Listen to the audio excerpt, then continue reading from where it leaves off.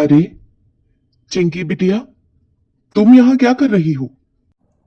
पापा देखो, मैं छोटे छोटे तिनके इकट्ठे करके लाई हूँ। अरे बेटा, इसे तिनके नहीं कहते, ये घोंसला बनाने की सामग्री है। लेकिन तुम इसका क्या करोगी? मैं भी आपके साथ मिलकर घोंसला बनाऊंगी। अरे नहीं नहीं चिंकी, तुम बस अपनी उड़ान और ज्ञान पर ध्यान दो। घोंसला बनाना बहुत मेहनत का काम है। अगर तुम अच्छी उड़ान भरना सीखोगी और समझदार बनोगी तो ऊंचे आसमान में बादलों के बीच उड़ सकोगी। मेरी तरह दिन भर तिनके नहीं जुटाने पड़ेंगे। हाँ हाँ पापा, मैं पढ़ूंगी और उड़ना सीखूंगी, लेकिन आपको इतनी मेहनत अकेले नहीं करने दूंगी। चिंकी अपने पिता से बात कर कर वहां से चली जाती है। टूनी चिड़िया और चीनू चिड़ा एक छोटे से जंगल में रहते थे और मिलकर खूब मेहनत किया करते थे।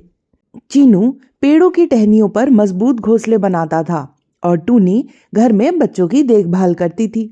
शाम को काम से घर लौटकर चीनू ने टूनी से पूछा, अरे टूनी, आज चिंकी को क्या तुमने मेरे पास भेजा था? चिंकी आज आपके पास आई थी? नहीं नहीं, मैंने तो नहीं भेजा। आपके बारे में पूछ रही थी तो मैंने बता दिया कि आप आज खेत में गए हैं।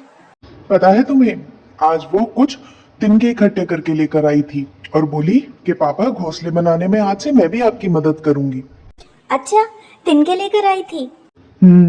सच कहूं टूनी, भोलेनाथ की कृपा से हमें बहुत संस्कारी और मेहनती लड़की मिली है।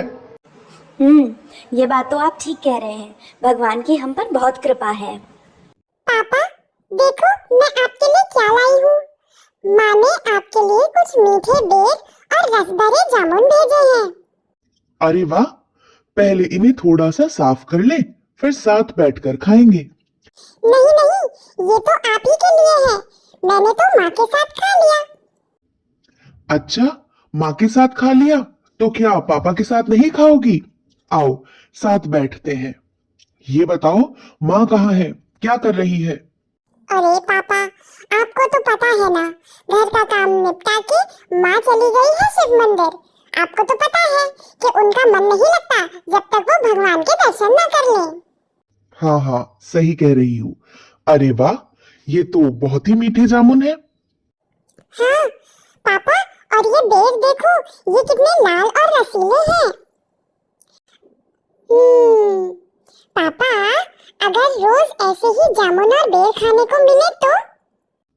मिल सकते हैं, लेकिन इसके लिए हमें एक छोटा सा जादू करना पड़ेगा। कैसा जादू? क्या आपको जादू आता है? मुझे नहीं आता, लेकिन धरती माँ को आता है। देखो, मैंने यहाँ घोंसले के पास एक छोटा सा गड्ढा बनाया है और इसमें एक जामुन का बीज डाल दिया है। अब यहाँ से एक दिन एक बड़ा सा पेड़ निकलेगा और उस पर ढेर सारे जामुन लगेंगे। ऐसा बोलकर चीनू जामुन और बेर के बीजों को गड्ढे में दबा देता है। तो फिर कल हम अपने जामुन के पेड़ से फल खाएंगे? अरे नहीं बिटिया, कल नहीं, इसके लिए हमें थोड़ा इंतजार करना होगा। लेकिन अगर हम इसका ध्यान रखेंगे, पानी देंगे, तो एक दिन यह पेड़ बड़े बड़े रसीले फल देगा। चिंकी रोज उस छोटे से पौधे का ध्यान रखती थी और वह धीरे धीरे एक विशाल पेड़ बन गया जिसमें ढेर सारे रसीले फल लगे। देखा, मैंने कहा था ना, धरती माँ को जादू आता है। एक छोटे से बीज ने कितना बड़ा पेड़ बना दिया। हाँ, ये तो रोज हमें मीठे मीठे जामुन और बेर खाने को देगा। पर याद रखना, मेहनत और ईमानदारी का फल हमेशा मीठा होता है। लेकिन समय बीतते बीतते चीनू और टूनी दोनों बूढ़े हो गए। अब घोंसले की जिम्मेदारी पूरी तरह चिंकी पर आ गई थी। वह दिन भर दाना लाती और अपने माता पिता की देखभाल करती। एक दिन, बेटा, अब तू अकेले मेहनत करती है, तुझे किसी का सहारा मिलना चाहिए। हम तुझे खुशहाल देखना चाहते हैं। मेरी नज़र में एक चिड़ा है, उसका नाम मीनू है। बहुत मेहनती है और अपने काम खुद ही करता है। संयोगवश उसके घर में भी कोई नहीं है, उसे भी सहारे की ज़रूरत है। तो क्यों ना तुम दोनों आपस में ही शादी कर लो। अगर तुम ठीक समझो चिंकी, तो मैं तुम्हारी और उसकी एक बार मुलाकात करवा देती हूँ। बताओ क्या कहती हो? जैसा आप ठीक समझे मम्मी, मैंने तो हमेशा आप ही के कहे से काम किए हैं ना। अगर आपको ऐसा लगता है कि मुझे उससे मिलना चाहिए तो मैं मिल लूंगी। चिंकी और मीनू एक दूसरे से मुलाकात करते हैं। चिंकी मीनू से कहती है, मुझे माँ ने बताया कि आपके घर में कोई नहीं है, लेकिन मैं आपसे पहले एक बात तय कर लेना चाहती हूँ। मैं अपने बूढ़े माँ बाप का ध्यान हमेशा रखूंगी। मैं उन्हें छोड़ूंगी नहीं अगर मुझे आपसे शादी करनी है तो। मुझे मालूम है चिंकी, और इस बात पे मुझे कोई एतराज नहीं। मैं तो खुद बिना माँ बाप के पला बड़ा हूँ। माँ और बाप की क्या अहमियत होती है ये मैं अच्छी तरीके से जानता हूँ।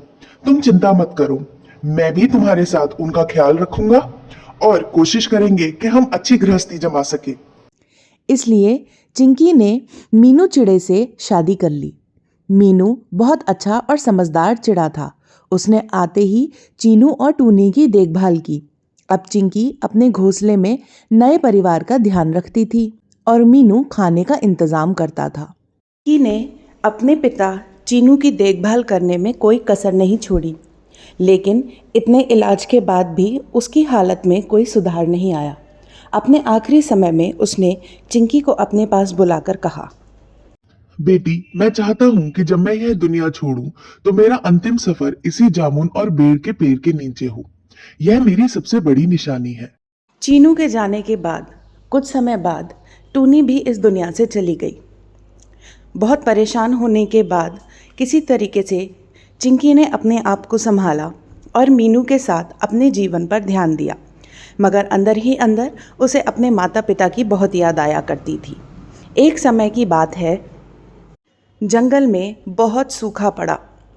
मीनू और चिंकी ने अपनी सारी जमा पूंजी अपने माता पिता के इलाज में खर्च कर दी थी और ऐसे समय में उन्हें पैसों की बहुत ज़रूरत थी, इसीलिए वो ज़्यादातर परेशान हुआ करते थे।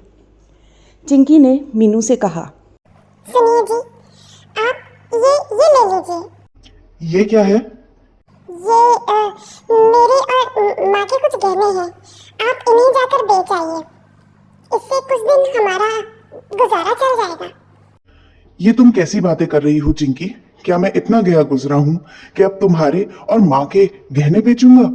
नहीं, मेरे ये कहने का मतलब नहीं था। मैं तो बस आपकी मदद करना चाह रही थी। देखिए, अभी सूखा है, जब कुछ समय में बारिश होगी तब मेहनत करके पैसे कमा के इसे छुड़ा लाइएगा। मीनू ऐसा चाहता तो नहीं था, लेकिन फिर भी मरे मन से मजबूरी के कारण उसने ये सारे गहने बेचने का फैसला किया। मीनू को पता चला कि जंगल में एक सेठ कौवा आया है। उसने सोचा कि क्यों ना जाकर उससे मदद मांग ले।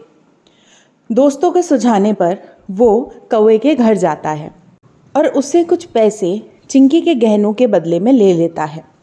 मीनू के वहाँ से जाने के बाद ये तो एक अच्छा बकरा फंस गया।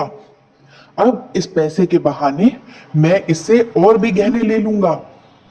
इसके ऊपर नजर रखनी पड़ेगी। आए दिन चलते फिरते भी अगर उसे चिंकी नजर आ जाती तो वो उससे पैसों का तगादा करने लगता था।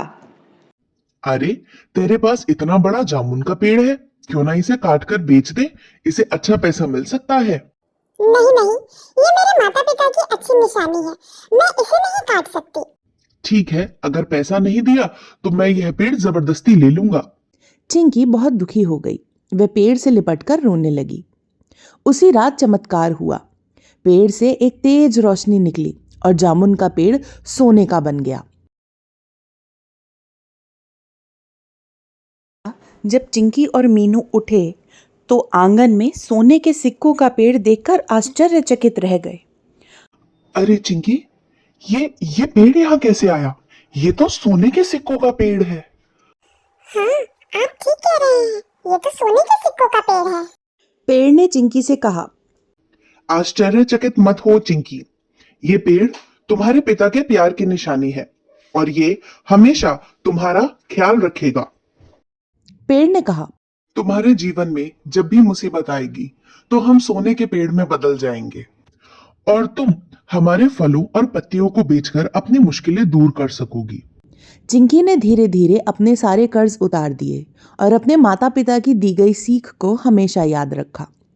अब हर दिन जब चिंकी जामुन और बेर खाती, उसे अपने माता पिता की याद आती, और जब भी चीनू और टूनी की बातें याद आती तो वह जामुन और पेड़ के बेर के नीचे आकर बैठ जाती और पेड़ से हल्की सी रोशनी निकलने लगती।